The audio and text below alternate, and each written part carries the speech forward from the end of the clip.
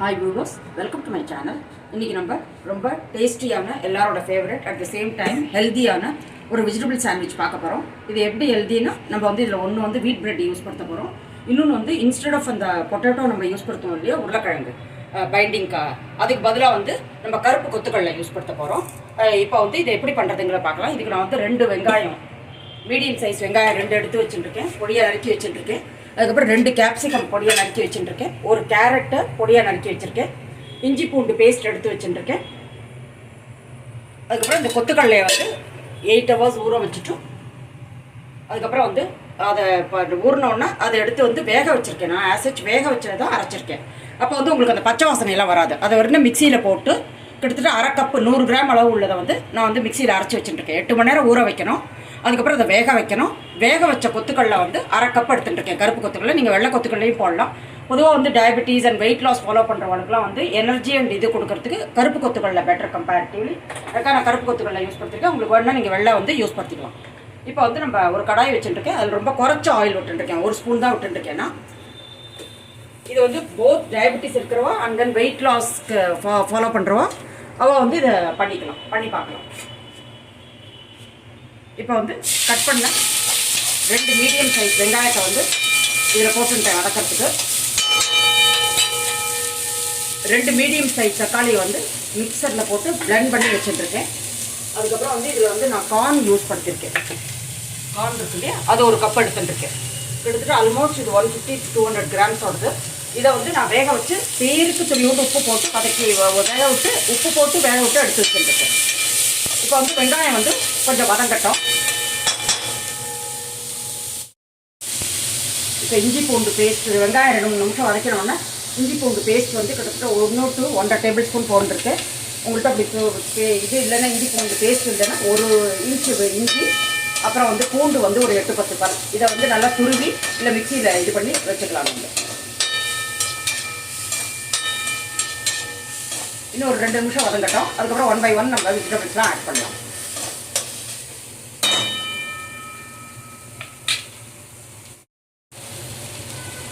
இப்போ சீக்கிரம் வந்து கேரமலைஸ் ஆகி வேகிறதுக்காக கொஞ்சோண்டு சால்ட் போட்டிருக்கேன் பேருக்கு.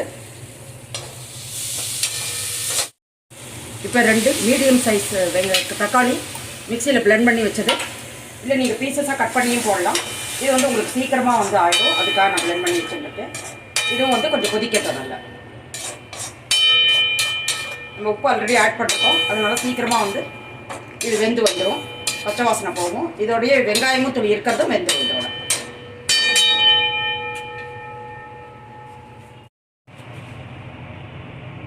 இது கூட சாப்பிட்றதுக்கு ஒரு சட்னி, க்ரீன் சட்னி.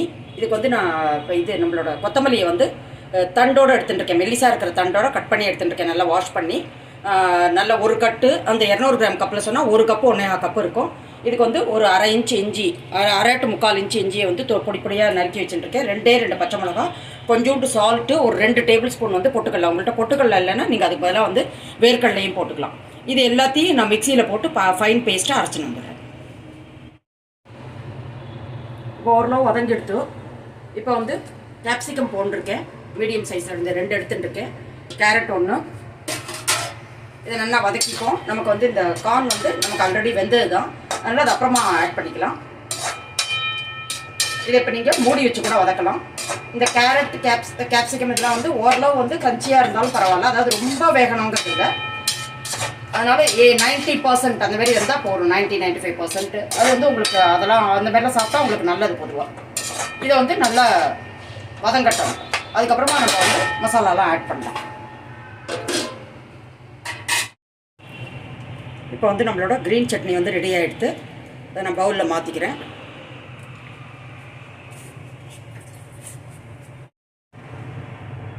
இப்போ இந்த சட்னியில் வந்து கொஞ்சமாக பிளாக் சால்ட் ஆட் பண்ணியிருக்கேன்.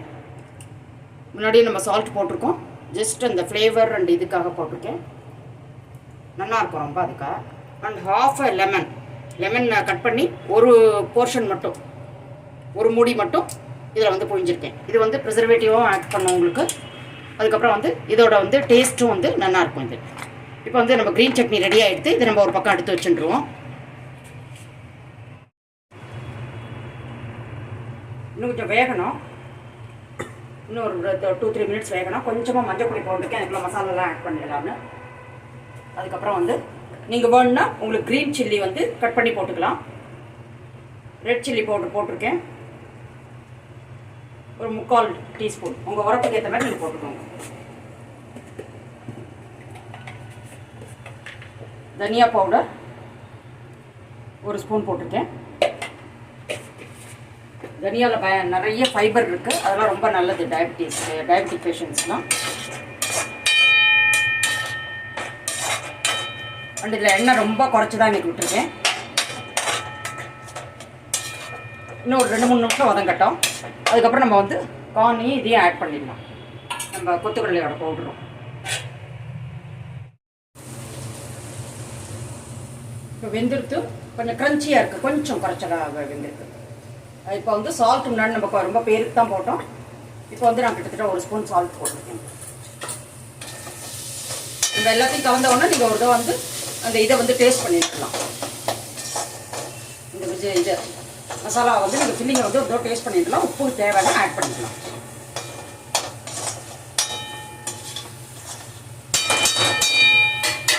உங்களுக்கு வேணும்னா நீங்கள் 100% வெந்தவொடனே நீங்கள் ஆட் பண்ணிக்கலாம் உங்களுக்கு வேணும்னா.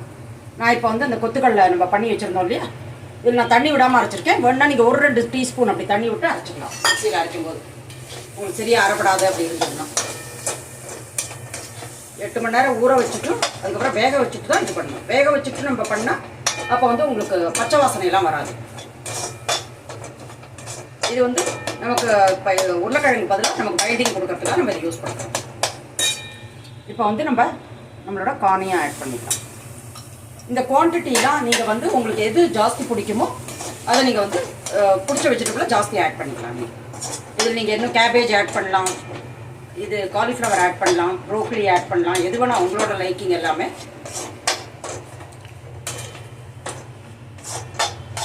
இது 1 நிமிஷம் வந்து ஒரு 2 நிமிஷம் வதங்கட்டும். அதுக்கப்புறம் நம்மளோட ஃபில்லிங் வந்து ரெடி ஆகிடுது.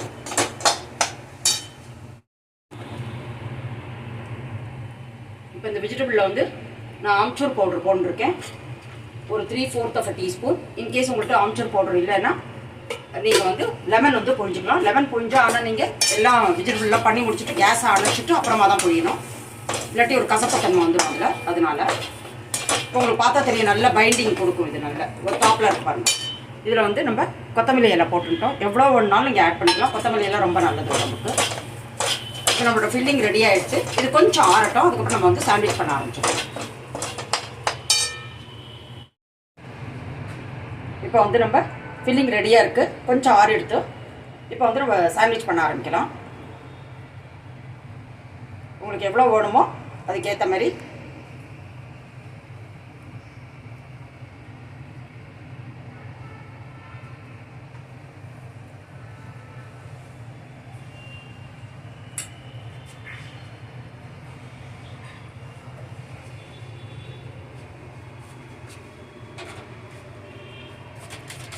அடுத்தது வந்து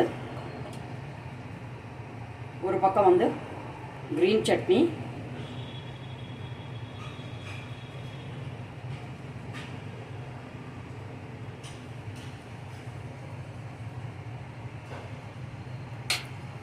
அப்புறம் நம்மளோட ஃபில்லிங்.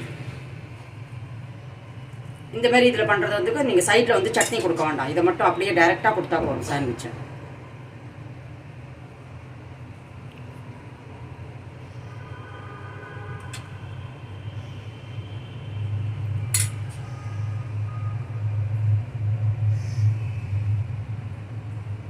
இப்போ வந்து இன்னொரு பக்கம் வந்து டொமேட்டோ சில்லி சாஸ் நான் எடுத்துட்டுருக்கேன். நீங்கள் ஷேஸ்வான் சாஸ் எடுத்துக்கலாம், இல்லாட்டி வெறும் நார்மல் டொமேட்டோ சாஸ் எடுத்துக்கலாம். எதில் வந்து வெறும் ஸ்வீட்னஸ் மட்டும் இருக்குமோ. ஏன்னா ஒரு பக்கம் வந்து நமக்கு உரப்பு வச்சுருக்கோம் இந்த க்ரீன் சட்னி, ஒரு பக்கம் வந்து உங்களுக்கு அந்த சாஸ் இருந்ததுன்னா உங்களுக்கு வந்து பேலன்ஸ் பண்ணுவோம், ஜாஸ்தி உரைக்காது உங்களுக்கு. அதனால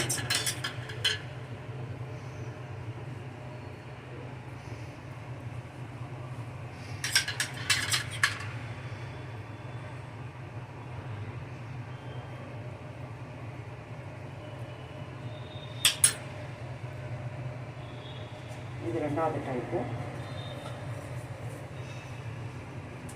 மூணாவதுல வந்து நீங்கள் எதையும் கலந்தையும் கொடுக்கலாம். அதாவது பட்டர் தடவிட்டு அதுக்கு மேலே சட்னி தடவி நீங்கள் கொடுக்கலாம். இது வந்து கிட்ஸுக்கெலாம் கொடுக்கறதுக்கு வந்து நம்ம பட்டர் தடவி கொடுக்கலாம். யார் அவாய்ட் பண்ணோம் வெயிட் லாஸ் இதெல்லாம் ஃபாலோ பண்ணுறாலும் அவள் வந்து பட்டர் வந்து அப்ளை பண்ணிக்காமல் சாப்பிடலாம். இது வந்து இன்னும் டேஸ்ட் இன்னும் ஆட் ஆகும். அதனால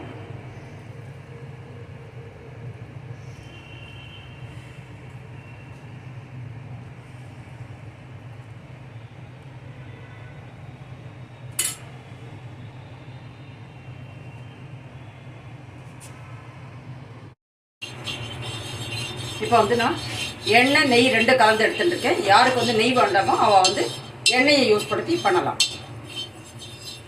இன்னும் ரொம்ப ரொம்ப குறைச்சி எண்ணெய் யூஸ் படுத்தி அந்த மாதிரியே டோஸ்ட் பண்ணலாம். நம்ம ஃபுல் காலம் பண்ணுற மாதிரி ட்ரை இதுவாகவும் பண்ணலாம். இப்போ வந்து இதை வச்சுட்டு ஜென்டிலாக ஒரு ப்ரெஸ் கொடுக்கணும். அப்போ வந்து மசாலா இதெல்லாம் வந்து நல்லா அமுந்திரும். அந்த ப்ரெட்டு வந்து அதுலேருந்து விழாது. இது மீடியம் ஃப்ளேமில் வந்து நம்ம டோஸ்ட் பண்ணணும்.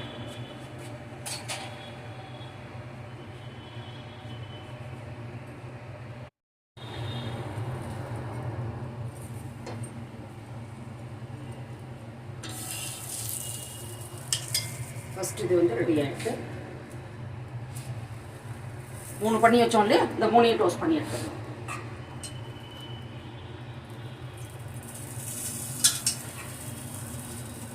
ரொம்ப குறைச்சி தான் நான் விட்டுருக்கேன்.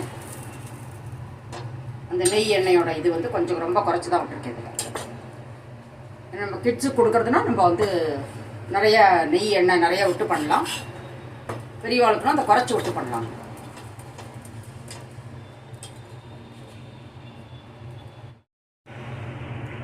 இப்போ 2வது சாண்ட்விச் ஆகிடுது. 3வது நம்ம இதை ஃபில் பண்ணி வச்சுருக்கோம். 3வது இதை பண்ணிடுவோம்.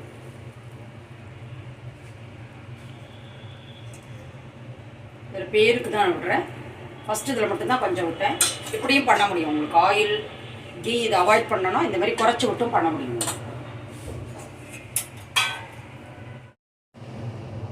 தவாவில் ப்ளேஸ் பண்ணோன்னா ஒரு மூடி அல்லது இதை வச்சு லைட்டாக ஒரு ப்ரெஸ், ரொம்ப ஜாஸ்தி ப்ரெஸ் பண்ண வேண்டாம். அது நல்லா சேர்ந்தாப்பில் இருக்கும். அதுக்காக பண்ணுறேன். இதில் பார்த்தா உங்களுக்கு தெரியும் கொஞ்சம் ட்ரையாக இருக்கிற மாதிரி இருக்கும். ஆனால் சாப்பிட்றதுக்கு எந்த தப்பும் இருக்காது. ஆயில் கீ இது வந்து ரொம்ப குறைச்சி விட்டுருக்கு. இப்படி இருக்கு. இப்போ எப்படி இருக்குது சாண்ட்விச்? இது கட் பண்ணி காமிச்சிருக்கேன் நடுவில். இது நம்ம 3 விதமாக பண்ண எல்லா 3 வித சாண்ட்விச்சும். ஒன்றில் பட்டர் தடவினோம், ஒன்றில் 2 பக்கம் சட்னி, ஒன்று நார்மல் சாண்ட்விச். இது 3.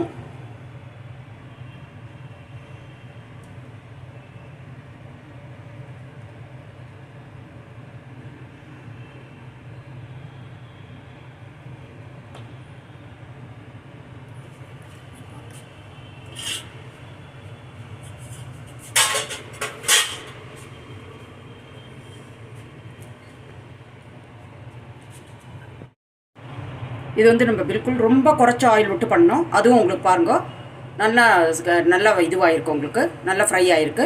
டேஸ்ட்டும் ரொம்ப நல்லாயிருக்கும். அதனால் இந்த ரெசிபி வந்து ரொம்ப டேஸ்டியான ஹெல்த்தியான ரெசிபி. அண்ட் நம்ம வித்தவுட் இது வந்து பொதுவாக பொட்டேட்டோஸ் யூஸ் படுத்துறது அவ்வளோ நல்லதில்லை. அது இல்லாமல் இதை பண்ணி காமிச்சிருக்கோம். இந்த ரெசிபி வந்து கட்டாயம் பண்ணி பாருங்க. அப்படி இந்த ரெசிபி உங்களுக்கு யூஸ்ஃபுல்லாக இருந்தது, நீங்கள் லைக் பண்ணலன்னா என் சேனலை லைக் பண்ணி ஷேர் பண்ணி சப்ஸ்கிரைப் பண்ணுங்க. மீண்டும் ஒரு நல்ல ரெசிபியோடு நான் உங்களை மீட் பண்ணுறேன். Until then take care. Thank you.